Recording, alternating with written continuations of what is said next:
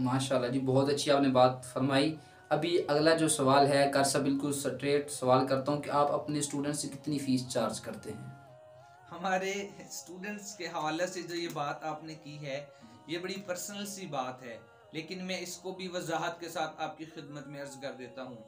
इस वक्त अल्हम्दुलिल्लाह हमारी एकेडमी में कसीर तादाद में तुलबा पढ़ रहे हैं। अब वो तुलबा मुख्तलिफ कंट्रीज से हैं, कोई पाकिस्तान और कोई बैरून ममालिक से हैं।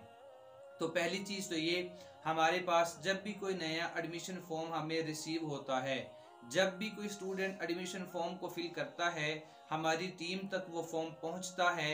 हम उसको देखते हैं, पढ़ते हैं कि बच्चा कहाँ से है, किस कंट्री से है, कितनी उम्र है, कौन सा कोर्स है।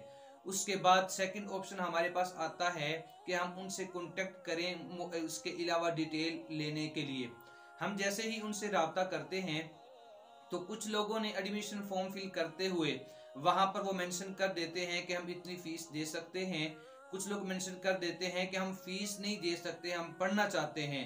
दोनों तरह के लोगों के लिए हमारी एकेडमी में वफर मिकदार में जगह भी मौजूद है और प्यार भी मौजूद है। माशाल्लाह। हमारी एकेडमी के अंदर ये कोई ख़ास क्राइटेरिया नहीं कि हमें कोई $100 देगा तब हम पढ़ाएंगे।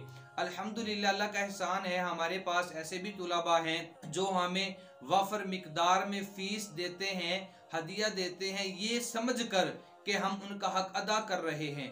और अल्हम्दुलिल्लाह हमारे पास ऐसे तुलबा भी मौजूद हैं जो हमें ₹1 भी फीस नहीं देते, हम उनको भी उतना ही वक़्त